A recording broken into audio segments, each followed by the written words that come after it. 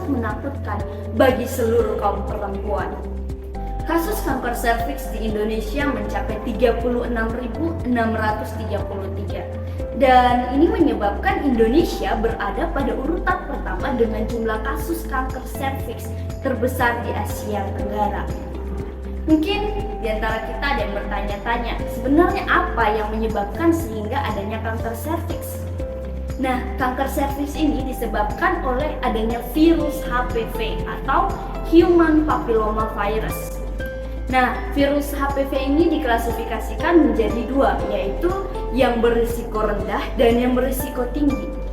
Dikatakan berisiko rendah ketika kutil kelamin atau lesi hiperproliferatif dia tidak berkembang dan tidak menjadi ganas. Biasanya virus ini akan hilang dengan sendirinya dalam kurun waktu 2 tahun.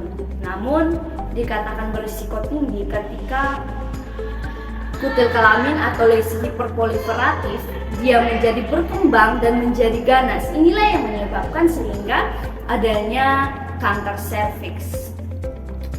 Nah, kanker serviks ini terjadi karena virus HPV menginfeksi mulut rahim sehingga menyebabkan adanya pertumbuhan secara abnormal dari sel epitel squamous.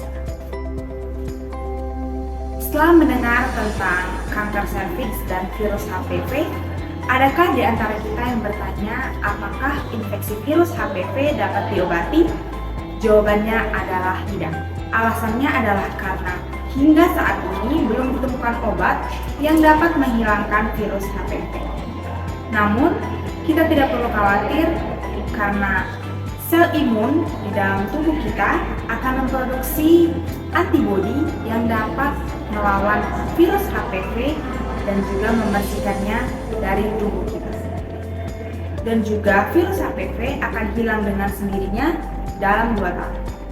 Tapi perlu diwaspadai bahwa virus HPV dapat berkembang menjadi kanker serviks. Seperti ada pepatah mengatakan, lebih baik mencegah daripada mengobati. Dalam kasus ini, virus HPV dapat dicegah dengan melakukan penyuntikan vaksin HPV di dalam tubuh kita.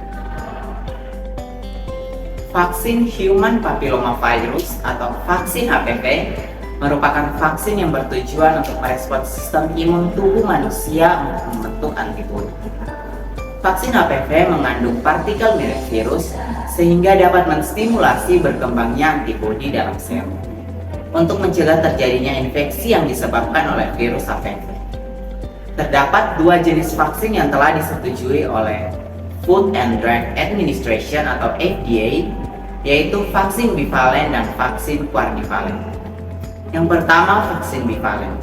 Vaksin bivalen merupakan vaksin yang berfungsi untuk melindungi tubuh dari 2 tipe virus HPV, yaitu tipe 16 dan tipe 18. Yang kedua yaitu vaksin quadrivalen.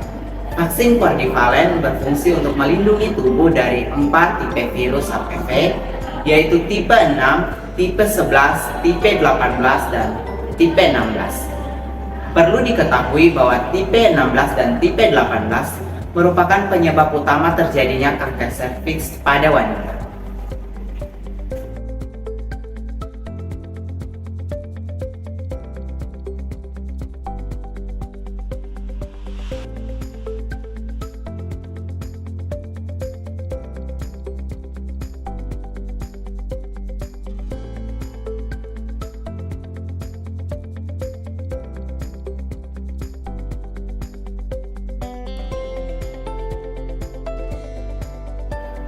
Setiap obat yang masuk ke dalam tubuh kita pasti ada efek sampingnya. Begitu juga dengan vaksin HPV. Efek samping di area penyuntikan pada vaksin HPV yaitu berupa nyeri, pembengkakan, dan juga pruritus. Efek samping sistematis dari vaksin HPV yaitu berupa sakit kepala, kelelahan, pireksia, dan juga mual. Efek samping yang ditimbulkan dari vaksin HPV ini tergolong ringan, sehingga para calon penerima vaksin HPV dapat merasa aman. Namun, ada beberapa hal yang harus diperhatikan dalam menerima vaksin HPV. Yang pertama, setiap calon penerima vaksin HPV harus memperhatikan kandungan alergi di dalam vaksin HPV.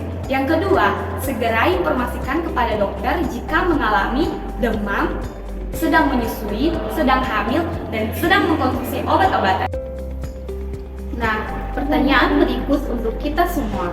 Kira-kira siapa saja sih yang dapat menerima vaksin HPV? Apakah semua orang bisa menerima vaksin HPV tanpa melihat usia? Atau usia sangat diperlukan dalam pemberian vaksin HPV? Jawabannya adalah berdasarkan rekomendasi dari Center for Disease Control atau yang sering disebut dengan CDC pada bidang praktik imunisasi, yaitu ACIP. Nah, ACIP ini mengatur tentang pemberian vaksin HPV di dunia dan juga di Indonesia. Siapa saja sih yang dapat menerima vaksin HPV? Yang dapat menerima vaksin HPV adalah wanita yang berusia 9 sampai 26 tahun. Pemberian vaksin ini harus diberikan secara rutin, tapi tidak boleh diberikan kepada ibu hamil. Nah, ACIP ini mengatur tentang dosis pemberian vaksin HPV. Menurut ACIP, pemberian dosis HPV dibagi menjadi dua. Yang pertama, untuk wanita yang berusia di bawah 15 tahun harus diberikan sebanyak 2 dosis, dan kepada wanita yang berusia di atas 15 tahun harus diberikan sebanyak 3 dosis. Kita telah mendengar banyak tentang virus HPV dan juga pencegahannya melalui vaksin HPV. Jadi, jangan pernah takut untuk mau vaksin HPV. Sekali lagi, lebih baik mencegah daripada mengobati. Kalau bukan kita, siapa lagi? Kalau bukan sekarang, kapan lagi?